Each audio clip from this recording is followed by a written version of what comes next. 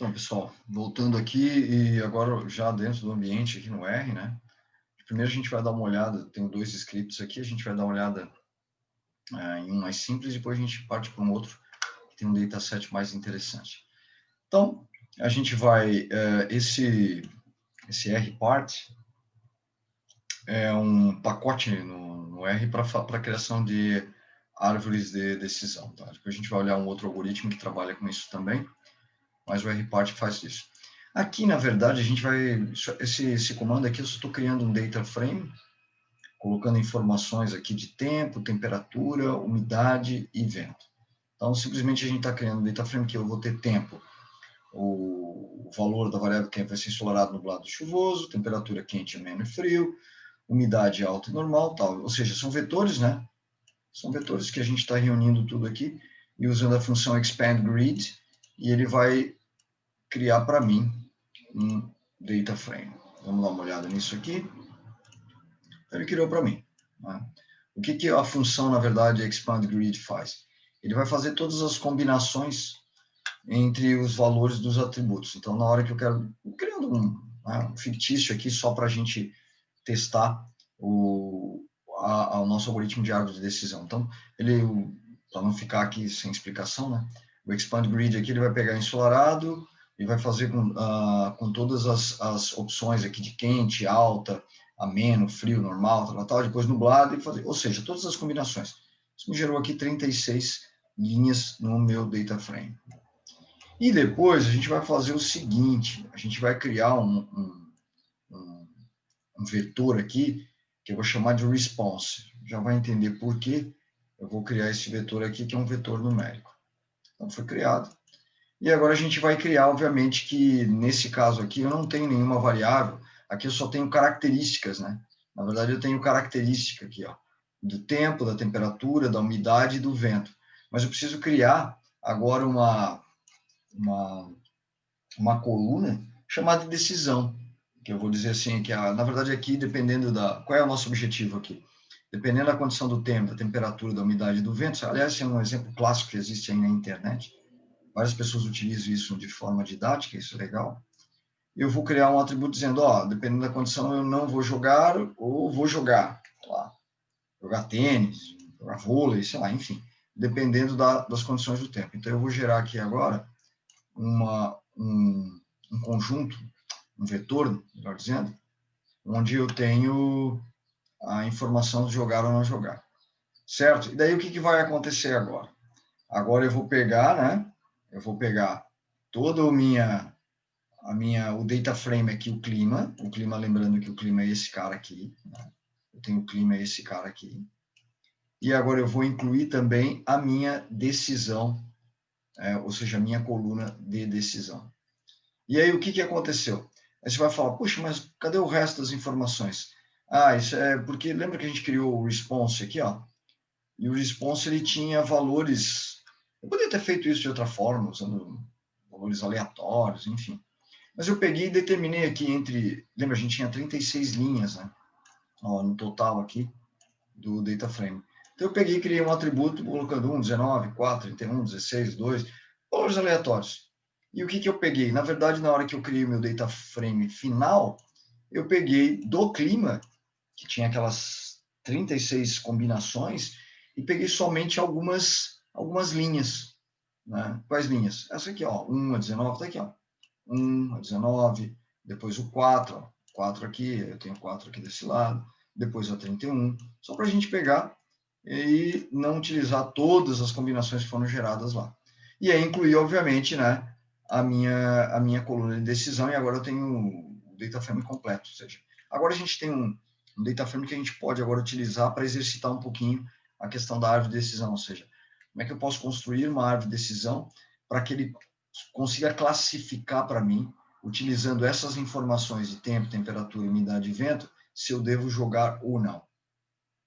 Então, o que a gente vai fazer? Bem simples agora, esse algoritmo. Ele usa o rpart, que a gente falou, que é o pacote. Então, de novo, a fórmula do R, né? O R aqui, padrão. Qual é o meu atributo-alvo? Decisão. Ele aqui, ó, essa coluna. Então, til, ponto. Ponto significa o quê? Significa que nós vamos usar todos os atributos todos os outros atributos que não meu atributo target para construir a minha árvore. O meu conjunto de dados, né, data, é tênis, né, jogar tênis, está aqui, que a gente acabou de construir. O método que eu vou utilizar aqui é class, de classificação, porque eu posso usar uma árvore para fazer regressão também. Olha só aqui o que a gente vai fazer. A gente vai passar um parâmetro aqui, que a gente vai dizer que para fazer o split, ou seja, o split, o que é o split? Quais atributos eu vou utilizar para fazer o particionamento dos subconjuntos? A gente vai utilizar o método information. O que é information? Ganho de informação. Exatamente aquele método, né, aquela métrica que a gente acabou vendo lá nos slides. Ou seja, calculo a entropia da minha... Eu vou calcular a entropia, primeiro, do meu atributo alvo, depois eu calculo a entropia de cada atributo dado a entropia, né, dado o meu atributo-alvo, acho o ganho de informação e aí eu escolho qual o melhor atributo para eu fazer o particionamento. Beleza, então basta que eu faça isso aqui, a gente vai criar a nossa árvore. Criamos a nossa árvore, criamos um objeto chamado tênis ARV. Eu vou apagar a console aqui e agora a gente vai ver o que tem dentro desse objeto. Ele tem a minha árvore, isso aqui é a minha árvore. Ele já construiu minha árvore, tá? Então ele tem lá desde a nó raiz, e ele veio descendo, tempo nublado, 4 jogar, se estiver ensolarado, chuvoso 10 jogar, ele foi construindo aqui a minha árvore. Tá? Ou seja, a gente usou isso aqui para construir, e ele chegou no final. Notem que ele tem aqui, não jogar, não jogar, jogar, isso aqui são os nós folha. Eu tenho também um atributo dentro desse... atributo, por que eu sei que é um atributo? Porque eu estou dando o nome do objeto, cifrão, variable, importance. O que significa isso? A importância das variáveis. Então, o que ele está me dizendo aqui? Olha lá que legal. Ele está me dizendo aqui que nesse meu conjunto de dados, de acordo com o cálculo que ele fez de ganho de informação, os atributos mais importantes são tempo, depois vento, depois umidade e depois temperatura, nessa ordem. Então, ele já está colocando isso aqui para mim, já está me sinalizando, dizendo, esses foram os atributos que eu utilizei, né, para fazer o particionamento do subconjunto de dados. Vamos visualizar essa árvore de uma forma mais interessante. Tem aqui o PRP. O PRP é uma função também do rpart. A gente pode utilizar para verificar. Então, tem aqui, essa aqui é a minha... Vamos zoom aqui. Essa aqui é a minha árvore que ele fez aqui. Olha, ele construiu minha árvore da seguinte forma. Como é que ele fez isso? Ele pegou o tempo, né, que ele falou lá que era o mais importante, ou de importância, e fez o seguinte, olha só. Se o tempo estiver nublado, ele calculou, né? Lembra que para calcular o ganho de informação de cada atributo, eu tenho que calcular a entropia para cada valor desse atributo. Eu tinha nublado, ensolarado, chuvoso, enfim. Então, ele pegou o nublado e disse o seguinte, olha, o nublado, o que vai acontecer nesse momento aqui? Se o tempo estiver nublado, jogar. Então, vou jogar. Se o tempo estiver nublado, eu vou jogar. E ele ainda me diz aqui que tem 4, né? Lembra, isso aqui é o treinamento. Só estou treinando. Depois eu vou utilizar isso aqui para fazer as minhas previsões. Ele está dizendo aqui que ele jogou para cá 4 observações lá do meu conjunto de teste. Tá? Agora, se o tempo não está nublado, ele não consegue tomar nenhuma decisão. Ele precisa checar outros atributos. Então, ele vai olhar para umidade. Se a umidade estiver normal, assim, então, e assinou aqui, o sim sempre vem para a esquerda, sim, eu vou testar o vento. Se o vento estiver fraco, sim, 3, jogar. Se não, então, o que isso me leva aqui? Eu vou olhar e dizer o seguinte, olha, gente, se o tempo estiver nublado, joga. Pode jogar tênis. Independente da condição de umidade, de vento, enfim. Pelo menos é isso que o meu conjunto de dados está sinalizando. Olha, isso é importante. Agora, se o tempo não estiver nublado, você vai olhar, tá, e a umidade, ela está normal? Tá normal. Vem para cá, né? Não está normal, não. No, aqui, direita. E o tempo está chuvoso? Não está chuvoso. Então não joga. Aí você fala, pô, mas não tá chuvoso, joga. É o que está lá no dataset, lembra que a gente pegou isso de forma aleatória, pegou de lá. Se está fazendo sentido ou não, a gente não tem um dataset, a gente está usando isso só para exercitar aqui o modelo de árvores. E aí ele vai testando as condições. Então, qual é a ideia disso aqui? Em determinado momento eu digo, olha, cara, eu estou com o tempo nublado, a umidade está normal e o vento está fraco e o tempo ensolarado. O que eu faço? Bom, eu tenho que percorrer a árvore. Nublado, nublado. Se está nublado, eu vou jogar. Não está nublado. Umidade normal, sim. O vento está fraco? Sim, então joga. Não está fraco. Vem para cá. O tempo está ensolarado? Não, então não joga. Está ensolarado, joga. E ele colocou para mim, do meu conjunto de treinamento, quais são as observações que se encaixaram dentro dessa estrutura de árvore que eu construí aqui. Eu tenho a margem de erro aqui? Eu tenho, obviamente que eu tenho. Eventualmente ele não vai conseguir cobrir todo o conjunto de dados que eu passei. Isso é bom, né? Porque eu preciso generalizar também, eu não posso ter aquilo, o overfitting aqui dentro. Então, isso é o que a gente conseguiu para a construção da árvore. A árvore, na verdade, é bem intuitiva, né? Bem intuitiva. E esse algoritmo, ele resolve aqui, ele roda para mim. Eu tenho outras formas de... que o PRP, dependendo... O PRP é uma função para plotar a minha árvore. E aí eu tenho alguns parâmetros. Eu não lembro de todos os parâmetros, o extra 1, extra 2, enfim. Mas tem uma documentação muito legal aí, você pode olhar e ver. Ele só vai mudar, ó, aqui agora ele mudou um pouquinho lá na hora que ele jogou na árvore. Ele trouxe para mim aqui lembra, ele trazia 0 aqui. Então, de 4 caras lá que estava nublado, que o tempo estava nublado, os 4 era para jogar. Então, de 4, senão ele vai dizer, olha, cara, tem um erro já aqui. Então, ele trouxe todo mundo para mim aqui. Isso é uma forma. Em vez de deixar o 0 aqui, colocar quantas linhas eu tinha exatamente daquela instrução. E tenho mais uma aqui, que aí ele vai me mostrar em termos percentuais, né? Ou seja, isso aqui é bem legal porque ele vai fazer o seguinte, ó, lá dentro, isso aqui esse percentual é interessante. Nesse conjunto de dados que ele está olhando, né, o que a gente construiu aqui fictício, para construir a árvore, ele está me dizendo, ó, se o tempo estiver nublado, sim, então joga. Ou seja, 29% das minhas observações dizem isso, que se o tempo estiver nublado, é para jogar. Olha lá, se o tempo não está nublado, a umidade está normal, sim, e o vento estiver fraco, sim, então eu jogo. Eu tenho mais 21% dentro das minhas observações que dizem que eu devo jogar se o tempo não estiver nublado, se a umidade estiver normal e se o vento estiver fraco, 20%. E aí ele vai jogando o percentual das observações em cada folha, né? Porque a folha é a minha classe, né? Enquanto não for folha, ele está usando um atributo, ó, tempo, umidade, tempo de novo, o vento, o tempo aqui de novo, ele vai jogando, porque ele precisa chegar. E isso aqui, que eu falei do crescimento da árvore, é porque ele pode começar a repetir bastante tempo, porque ele vai tentar fazer a cobertura do máximo que ele conseguir. Então, ele vai jogando até chegar lá no final. E isso aqui pode se tornar uma árvore, dependendo da quantidade de atributos que eu tenha, muito grande. Isso também não é interessante. Eu tenho formas de controlar isso, inclusive. Eu posso fazer o que a gente chama de prune, que é poda da árvore. Eu posso podar isso aqui, eu posso passar parâmetros que limitem a altura da minha árvore. Então, enfim, eu posso trabalhar com uma série de hiperparâmetros para melhorar esse meu modelo aqui.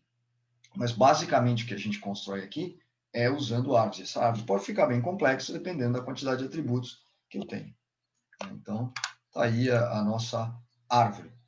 Temos mais um exemplo aqui, né? Vou passar o nosso exemplo. Aí eu tenho um conjunto de dados chamado Iris, ou Iris, se vocês preferirem. Esse conjunto de dados é um conjunto de dados de flores, classificação de flores. Ele já está disponível aqui dentro do R, por isso que eu não preciso carregar de nenhum outro local. Então, basta que eu dê aqui um read, carreguei. Tá? E ele tem lá um conjunto, ele divide isso aqui pela sépala e pelas pétalas. Inclusive, a gente já falou sobre esse cara aqui numa outra aula. E aqui eu tenho uma divisão, né, de 50 linhas, tem 150 linhas desse conjunto, 50 para cada espécie, né? Setosa, versicolor, existe uma outra aqui que eu não me lembro. Tá aqui, vamos olhar. Levels. Vamos olhar os levels aqui, que são os fatores. Setosa, versicolor e virgínica. Essa aqui, então, o species aqui, ó, é o atributo que são as espécies, é o meu atributo alvo. Então, é isso que eu quero prever. Então, vou olhar aqui o table. O que o table vai trazer para mim? Ele vai trazer uma tabela com o número de observações de cada saída, cada classe. Eu tenho exatamente 50 observações em cada classe. Ótimo, vamos colocar um gráfico aqui de um scatter, né? O que é o scatter? O scatter é um gráfico de dispersão, olhando para comprimento da pétala e largura da pétala somente, só para a gente ver como é que fica isso num gráfico de dispersão. Opa, ainda continuo com o meu problema de cores aqui, não vou conseguir fazer. Não tem essa paleta aqui, preciso mudar a versão. Mas enfim, isso não vai nos impedir de verificar, por exemplo, aqui a nossa árvore. Vamos lá, então. Bom, a gente já sabe que tem 50, aqui a gente estaria utilizando somente para mostrar no gráfico de dispersão o comprimento da pétala e a largura da pétala. Talvez vocês até nem tenham problema, dependendo da versão que vocês tiverem aí, com essa paleta de cores aqui, tá? E isso seja feito da forma... peraí, acho que eu tenho um problema aqui. Vamos ver aqui. Não, eu estou com problema da paleta de cores. Bom, então o que a gente vai fazer? Vamos criar a nossa árvore aqui. Mais uma vez, o que eu vou fazer aqui? Eu vou criar um objeto chamado RV, o RPart. O meu alvo é species, só que agora eu não vou usar todos os atributos. Eu vou usar somente o comprimento da pétala e a largura da pétala. O meu conjunto de dados é o iris, que a gente acabou de trazer ali do R, e o método é o método de classificação. Vamos criar o nosso. Criamos, né? Se eu for colocar aqui agora, só para eu dar uma olhada aqui, ele já criou minha árvore, está aqui. Tá? Meu objeto árvore está ali. Mas vamos visualizar isso daquela forma mais interessante que a gente tem aqui. Usando o PRP para a gente visualizar. Então, olha só. Então, o que ele fez? Ele pegou o comprimento da pétala ali, né, e disse, se for menor que 2,5, olha que interessante, ele já avaliou. Cara, é setosa. Ela é setosa, ou seja, ele já conseguiu verificar, eu tenho 3 classes, lembra? Eu tenho 3 classes. Ele identificou, se ele checar o comprimento da pétala e foi menor que 2,5, eu não preciso testar mais nada. Por que ele fez isso e encontrou a pétala aqui? Porque ele olhou lá, né, no ganho de informação, lá, quando ele calculou a entropia, e falou, cara, esse atributo aqui eu consigo jogar todo o meu subconjunto para ele aqui. Todo mundo que está aqui dentro é cetosa. E quando todo mundo está aqui dentro, lembra que a gente falou da entropia? Se eu tenho num subconjunto só elementos de uma única classe, a minha entropia é 0. Se a minha entropia é 0, o meu ganho de informação é máximo. E se o meu ganho de informação é máximo, é esse cara que eu vou utilizar. Então, ele utilizou aqui, ó. E tinha duas. O comprimento, a largura que está aqui, né? Essa é a largura da pétala, e tem o comprimento. Ele olhou o comprimento, calculou o ganho de informação, falou, é esse cara. Avaliou lá dentro o comprimento e disse, se for menor que 2,5, todo mundo aqui é cetosa. Quando isso não for menor que 2,5, ele fala, daí eu não sei. Aí ele teve que olhar para onde? Ele teve que olhar para a largura da pétala. E aí ele calculou, se for menor que 1,8, é versicolor, se for maior ou igual a 1,8, é virgínica. Só que notem agora, coisa interessante, né? O que ele fez aqui para mim? O que ele fez? Ele falou, cara, é o seguinte, o primeiro, eu tenho 3 números aqui, 3 números. O primeiro é da cetosa, que é 50, o segundo é versicolor, que é 49, e o terceiro é virgínica, com 45. E olha o que ele trouxe para mim. A gente viu lá, né, que eu tinha 50 para cada classe exatamente, 50 para cada classe exatamente. Então, se o comprimento da pétala for menor que 2,5, ele conseguiu jogar 50 exatamente para cá. Fechou, beleza. Ou seja, isso corresponde a 33%, 1/3 do meu conjunto. E é isso mesmo, tá tudo certo. Se o comprimento da pétala for maior ou igual a 2,5, ele tem que checar o segundo atributo, que é a largura. Se for menor que 1,5, ele diz, é versicolor. Só que ele jogou 49 para cá. 49 para cá. Isso significa dizer o quê? Que ele não conseguiu classificar tudo. Ele não conseguiu classificar tudo. Na verdade, ele consegue olhar para mim e dizer o seguinte, por que é 36%? Porque ele trouxe para cá 49, mais 5 mais 5 que era da outra. Por quê? 5 dessas aqui, que estão aqui dentro de versicolor, ele já está me sinalizando, não é da classe da versicolor. Esse 5 aqui é da classe virgínica, mas ele trouxe aqui para dentro por quê? Porque esses 5 caras, olha lá, olha como é que eu interpreto isso. Esses 5 elementos que ele trouxe para cá como versicolor, ele classificou como versicolor, ele classificou. Só que como eu tenho lá, eu passei o conjunto inteiro, ele sabe que não é versicolor. Ele viu que isso é virgínica, então ele já está me sinalizando. Mas por que ele classificou como versicolor? Porque essas 5 caras aqui, ó, que são da classe virgínica, têm a largura da pétala menor que 1,8. E aí ele jogou para cá e está sinalizando. Por isso que ele botou 36%. Por quê? Porque aqui dentro dessa folha aqui, ele está trazendo quantos? 54. E não 50. Porque ele trouxe 49 da versicolor, que está certo, beleza. Ó, não trouxe nenhuma da cetosa, porque todas elas já foram classificadas aqui nessa primeira folha. E trouxe 5, então ele está trazendo 36% para cá, sendo que 5 estão corretas. Se eu olhar para a última folha, a leitura é a mesma. Ou seja, virgínica ele trouxe 45, e trouxe uma que é da classe versicolor, que na verdade está errado aqui, mas ele trouxe para cá. Mas por que ele trouxe para cá? Porque a largura da pétala era igual ou maior que 1,8. Então, pela condição da árvore, né, pelas condições que a árvore montou, eu estou cometendo alguns erros aqui. E essa foi a melhor árvore que eu pude montar. Então, eu cometi erro. Então, ele trouxe 33% para cá, tudo bonitinho. Trouxe 36% com 5 erros para versicolor. E trouxe 31%, né, que é 46%, aqui para a virgínica. Isso significa dizer o quê? Que esse 1 aqui, esse número 1 é versicolor, 1 mais 49, 50, que teria que ter vindo para cá. E esse 5 aqui é virgínica, que é o 5 mais o 45 que deveria estar para cá. Só que com essa árvore e com esses valores que ela conseguiu montar, ela falou, isso é o máximo que eu consigo fazer para ti. Em outras, né, olhando de outra forma, eu diria o seguinte, das 150 observações que eu tenho lá no meu conjunto de dados, das 150, eu erro 6. Errei 5 aqui, ó, na versicolor, e errei 1 aqui, na virgínica. Então, das 150, eu erro 6.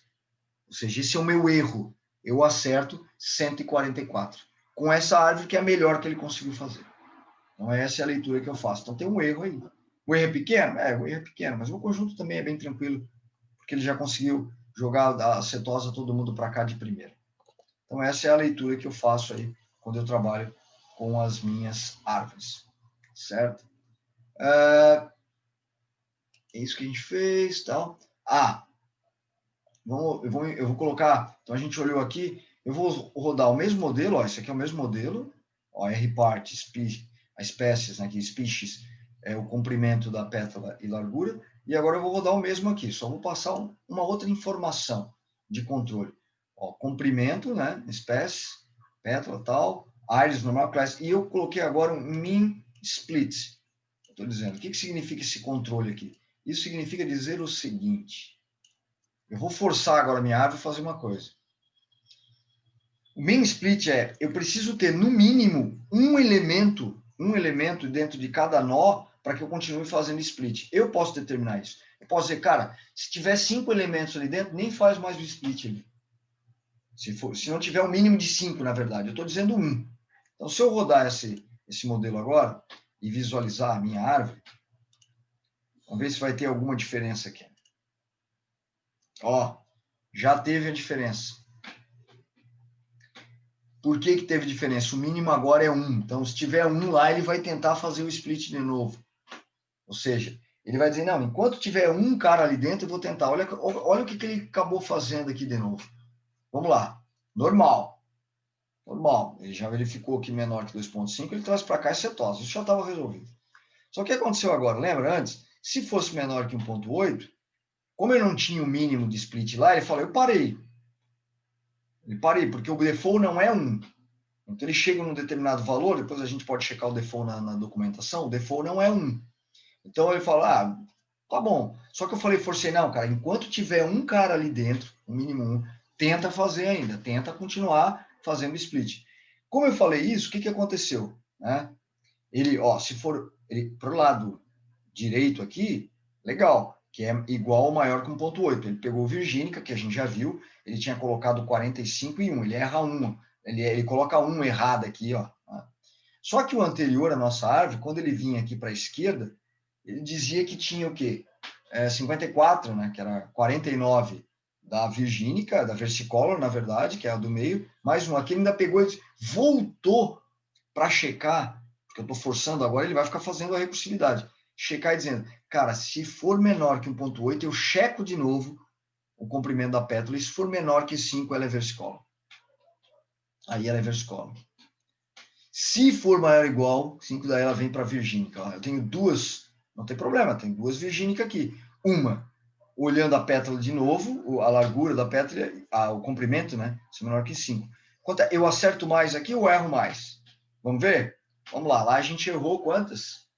Lá a gente errou 6, né? 6. Quanto é que eu erro aqui? Aqui não errei nenhuma. 50. Tá? Anotação, deixa eu pegar aqui para ficar mais. Aqui eu não erro nenhuma. 50 acertei. Aqui eu erro uma, porque da virgínica aqui eu trouxe 45 e errei uma. Beleza, errei uma. Aqui é virgínica, a virgínica é a terceira. Errei duas. Eu trouxe 4, errei duas. Eu já consegui classificar a virgínica, antes eu conseguia classificar 45, agora eu já estou conseguindo classificar 49. Consigo classificar aqui, 45, e mais 4 aqui, 49. Tá? Mas eu erro ainda duas aqui, que é da versicolor, que era do meio. Então, errei duas, 3. 3. Errei 3. E aqui, eu consigo trazer 47 versicolor. 47 versicolor. E erro uma, que nesse caso aqui era virgínica. Só que agora eu tenho aquela questão do trade-off ali, o que eu acerto, o que eu erro mais e tal. Se eu olhar, eu errei uma, mais duas aqui, 3, mais uma aqui, 4. Errei menos. Errei menos. No total, eu errei menos. No total, eu acabo errando menos. Beleza, então eu tenho uma acurácia melhor. Só que eu aumentei o custo aqui da minha árvore, porque eu aumentei a altura, ele tem que checar mais vezes. Aí vem aquela questão. O que eu quero? Eu quero uma margem de erro menor e, para isso, eu vou ter que processar mais vezes e transformar essa árvore, às vezes, numa árvore muito profunda, ou não? Ou determinada acurácia que eu atingi, de repente eu tenho um baseline lá e isso está tudo certo. Então, eu posso controlar isso. Eu tenho hiperparâmetros para fazer isso. A gente trabalhou com um só ali, existem outros, e a gente pode sempre pensar dessa forma. Sempre. Os hiperparâmetros estão aí para a gente tentar controlar e melhorar a acurácia, ou, enfim, melhorar, né, o resultado para o meu negócio. É isso que a gente está fazendo. Beleza. Então, isso a gente fez aqui. Deixa eu fechar aqui a minha área. Bom, então, aqui a gente rodou. A gente vai fechar esse vídeo e depois a gente volta para o outro script. Valeu, galera.